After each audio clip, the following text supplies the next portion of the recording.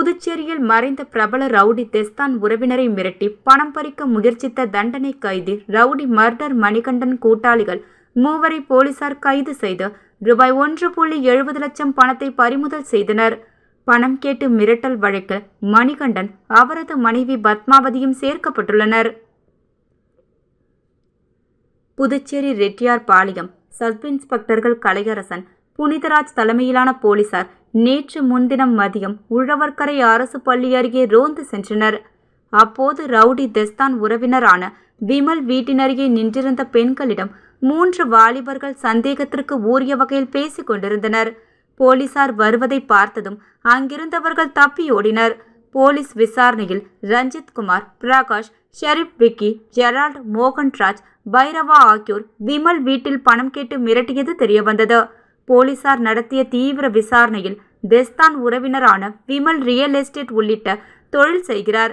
சமீபத்தில் உழவர்கரை பள்ளிக்கு பின்புறம் உள்ள இடத்தை விற்பனை செய்து கொடுத்ததில் விமலுக்கு பணம் வந்துள்ளது. இந்த பணத்தில் தனக்கு பங்கு வேண்டுமென சிறையில் உள்ள ஆயுள் தண்டனை கைதி மர்டர் மணிகண்டன் மொபைல் போன் மூலம் விமலை தொடர்பு கொண்டு மிரட்டி உள்ளார்.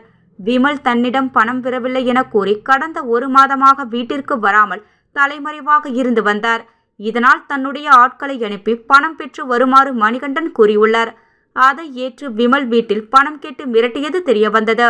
பணம் கேட்டு மிரட்டிய மர்டர் மணிகண்டன் உறவினரான நோனாங்குப்பம் பள்ளிக்கூட வீதியை சேர்ந்த ரஞ்சித் குமார், பூமியான்பேட்டை பாவனர் நகர் பிரகாஷ்குமார், வானரப்பேட்டை பிரான்சுவா தோப்பு ரவுடி ஜெரால்ட் ஆகியோரை வேல்ராம்பட்டு ஏரிக்கரை அருகே போலீசார் கைது செய்தனர்.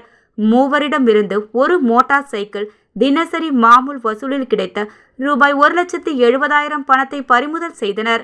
அத்துடன் சிறையில் உள்ள கைதி பெருமாள் ராஜா மற்றும் பல்வேறு கைதிகள் பெயரில் கவர்னர், முதல்வர் உள்ளிட்டோருக்கு எழுதிய 20 கடிதங்கள் இருந்தது.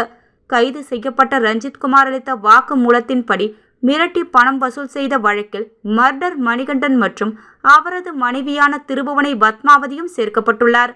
கைது செய்யப்பட்ட மூவரையும் நீதிமன்றத்தில் ஆஜர்படுத்தி காலாப்பட்டு சிறையில் அடைத்தனர்.